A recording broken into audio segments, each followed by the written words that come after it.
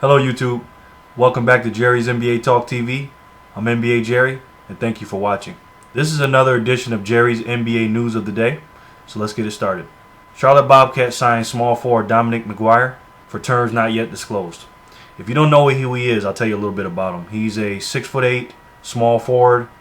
He's got long arms, very athletic, not an offensive player, and can't shoot, but pretty good on the defensive end, very athletic. The Oklahoma City Thunder signed guard Royal Ivey.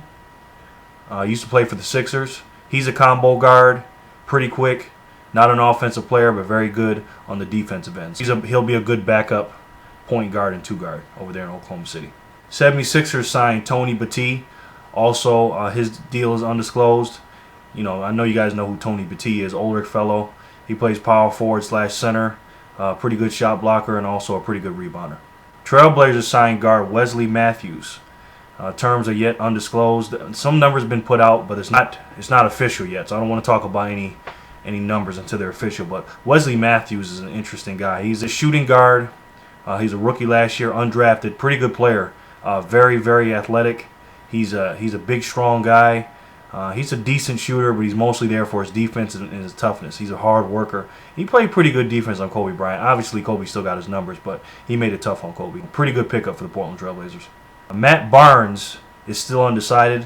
1 minute I heard he signed a two-year, $9 million deal with the Raptors. Then the next minute I'm hearing the Cavs are offering him something, more money, and also he's thinking about maybe going to the Lakers or the Heat or something like that to chase a championship. So a lot of this stuff is rumors. He's doing things with his Twitter account, so we'll see what happens with that.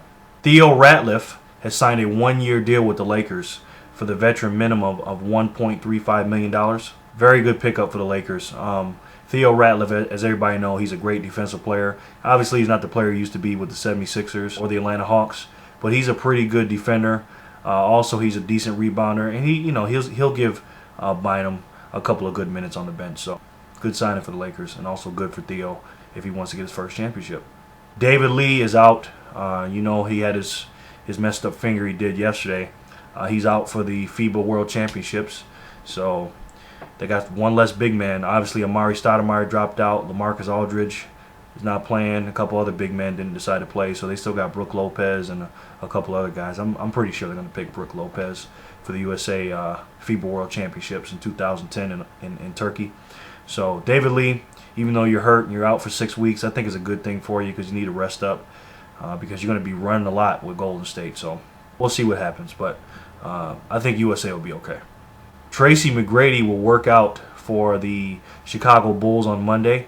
That's an interesting situation. Obviously, he's not going to make the money he's normally accustomed to making. The guy, remember, folks, he's only 31 years old. I understand that he's got some bad knees and things like that, but I'm not saying he's going to be anywhere near the player that he is. But with the Chicago Bulls, if he does decide to go with them and they do decide to pick him up, he can play limited minutes, and he's a scorer. He can score in bunches.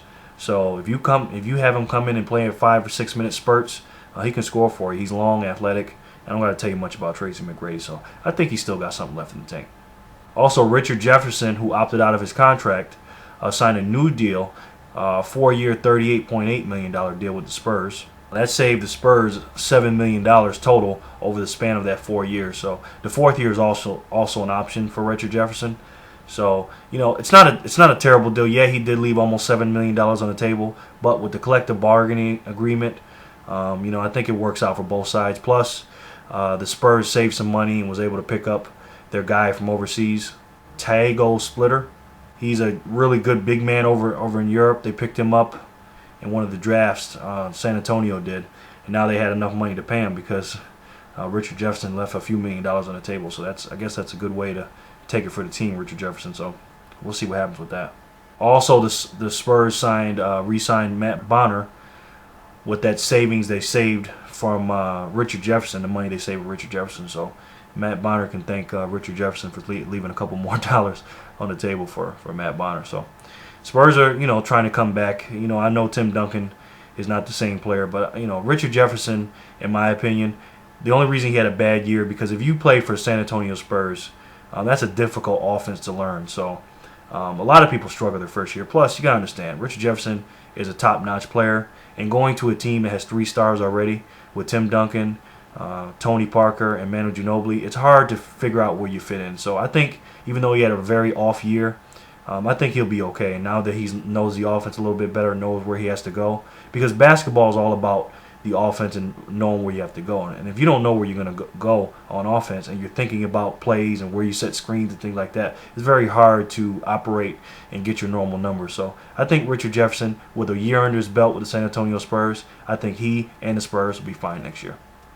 The biggest story of the day, Chris Paul has decided that he wants to meet with the Hornets brass, Hornets management, to discuss his future with the team, because basically, he's seeing LeBron and all these different guys teaming up and things, and he's stuck, on that team. So he's going to meet with those guys Monday to see if, they can convince him that this team can win a championship. With that being said, let's get into Jerry's NBA question of the day.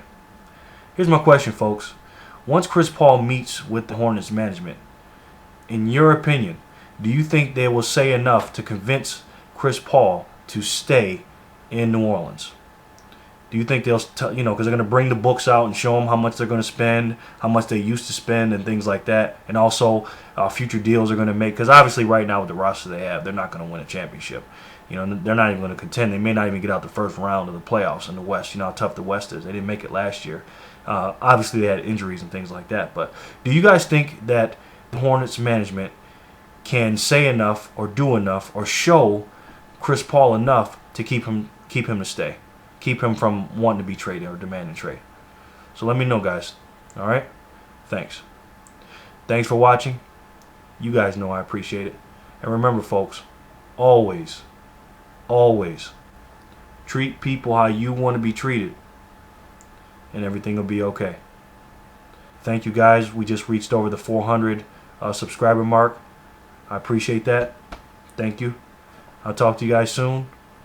Thank you for watching, and please comment on this video with your with the answers to your questions, and also hit the like or dislike button. Tell me if you liked it, or tell me if you don't like it. Okay? Talk to you guys soon. Peace.